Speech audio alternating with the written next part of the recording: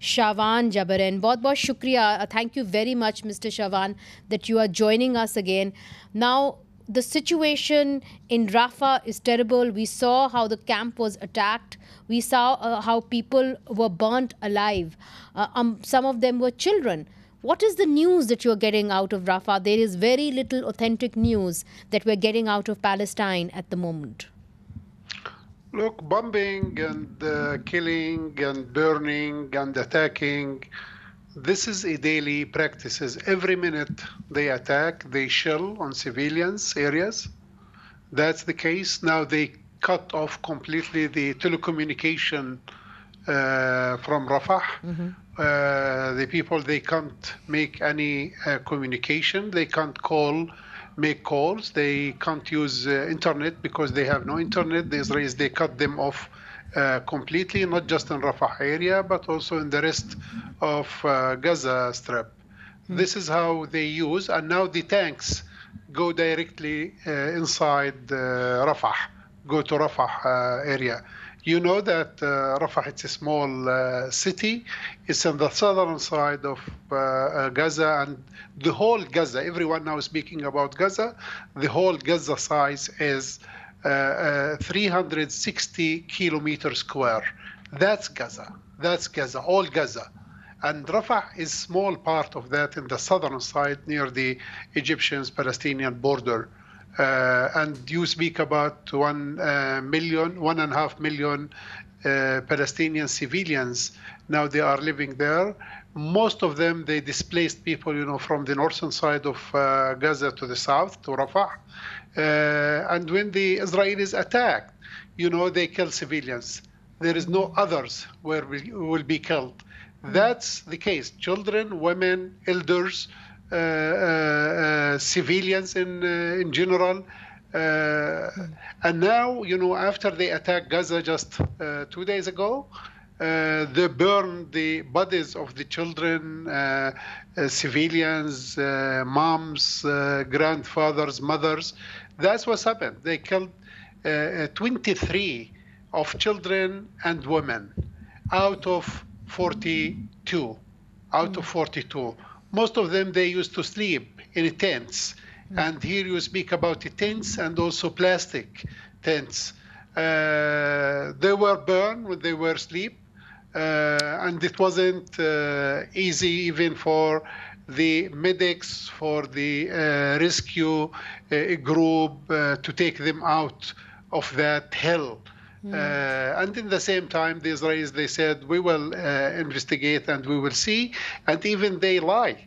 They said, we dropped just the bombs, with 17 kilograms. Today, I heard also from the Israeli resources, one of the Israeli military general, he said that what was mentioned, it's not true.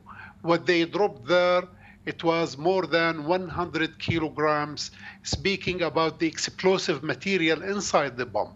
100 kilograms, the materials or the explosive material. So they fully understood the impact of this on civilians, and knowing that they had dropped those bombs. My question to you now is, what are you expecting from especially the Islamic world? We heard from President Erdogan of Turkey saying that now the Islamic world should act, should be united, and what are they waiting for? What are your expectations? What can the OIC do to help the Palestinians? I don't put, all of the Islamic countries in one basket. Some of them, they are taking and they are standing in the right square and in the right side of the history. Others, they are not.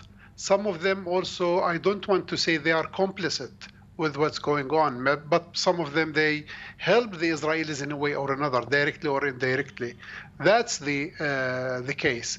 Because of that, I can't deal that there is a body called the Islamic world. The Islamic world is the people, the public, yes. But when it comes to the official level, I think we can't deal with one body called, the Islamic world or something like that. The OIC yes. is okay. It's okay. It's a body. It's an umbrella But the question, if they can proceed, this is the question. To which level? This is the question. The nature of their steps, which steps that they would like to take. Do want to put, let me say, sanctions and to call for sanctions everyone over the world? Can they do these things? Can they cut off their relations with those they complicit in the genocide crime in Gaza, like Germany, like the US, for instance? The US, it's not just the third state party. The US, they are complicit with the crimes taking place in Gaza by their weapons. Our children, our women, and our men, they killed. They burned in Gaza by their weapons.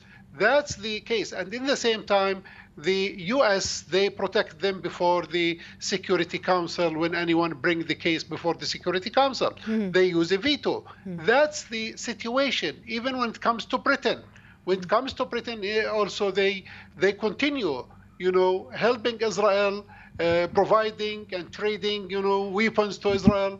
They support Israel politically. That's the case. It's not just Israel. Israel without the US and UK and Germany, it's equal zero. That's the case. What are your expectations specifically from Pakistan? I know you recently visited Pakistan and you saw how people were with the Palestinians. However, as you rightly pointed out, when it comes to the state, it's something else. Are you disappointed that Pakistan did not join South Africa in its case against Israel? To be honest with you, I have to study that, why they don't join. Because maybe they are not a party of the convention against genocide. I don't know exactly, but I think they can. They can, and what I expect, from Pakistan and others, also to come and join South Africa in that. It will not cost them anything. The only thing, just they can show their support from one side, and also it means politically something also to the West and to other countries. This is very important, I think, step they can do if they are a party of the convention. I always ask you this, but do you see any hope now that Spain and Ireland and Norway have finally recognized the Palestinian state? I think the turning point has started, and the snowball is now moving, and it will get big and big and big by time. The human conscience wake up about, and now the people, they are know more about the nature of this colonial regime. It's not, this colonial regime has nothing to do with human values or with law or with any legal aspects. That's the case. And now I think other countries, they will recognize more and more and more by time. But the main thing is, I look at the hope is coming more from the people themselves in the street, the public. When I look at the globally, looking at the things, we see, how the movement now, and mainly the students and the young generation.